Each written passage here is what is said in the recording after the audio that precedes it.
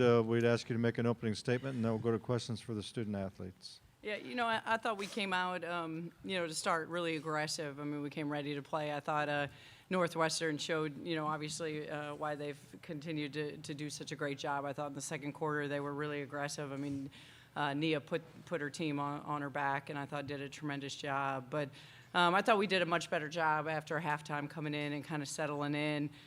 We were able to get the ball inside a little bit more. We were kind of able to read the defense and really make it difficult. But I thought the play, obviously, of Tierney, she kind of really kept us in the game in different spurts with her energy off the bench and her shots. Brene as well, her ability to get to the basket.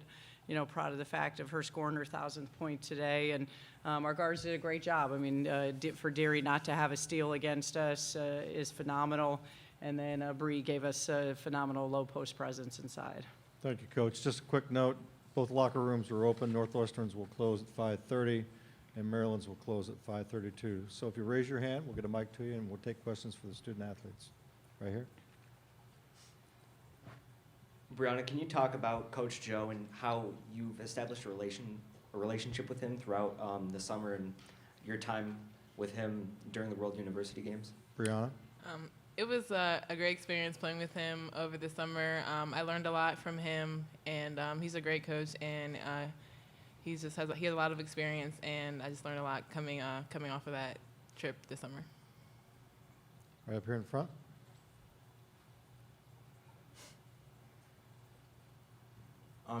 Tierney, it seemed like the only time you guys weren't really clicking on offense was that second quarter.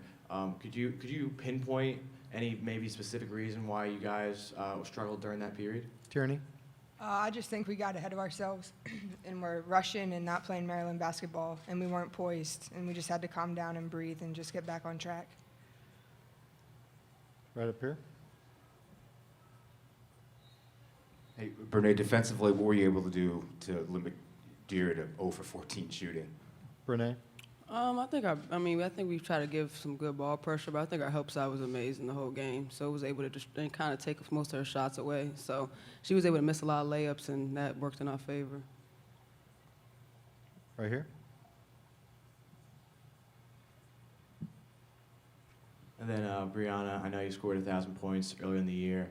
What does it mean to see another one of your teammates get past that barrier? Brianna? It's great to see Bones get this honor.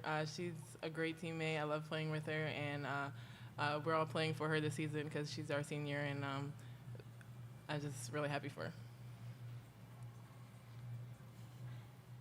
Questions, please. Over here.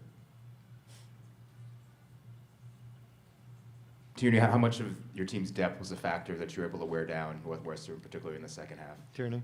I think it was really huge. That's one of our contributions throughout the whole season is our depth and people coming off the bench and just coming off. This is our second game this tournament, and this was their fourth, and just being able to come and give our starters fresh legs, I think it was a huge factor.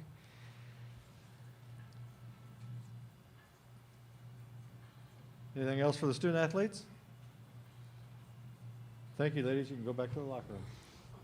And we'll continue with Coach Freeze. Right here.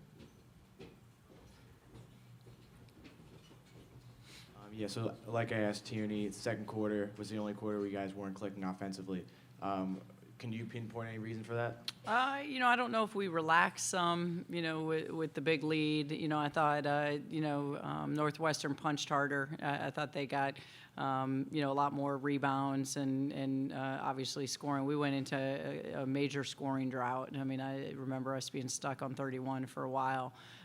So just, offensively, we just really weren't clicking. I thought we settled for too many jump shots, when we should have been attacking the ball like the first quarter when we were able to get to the free throw line.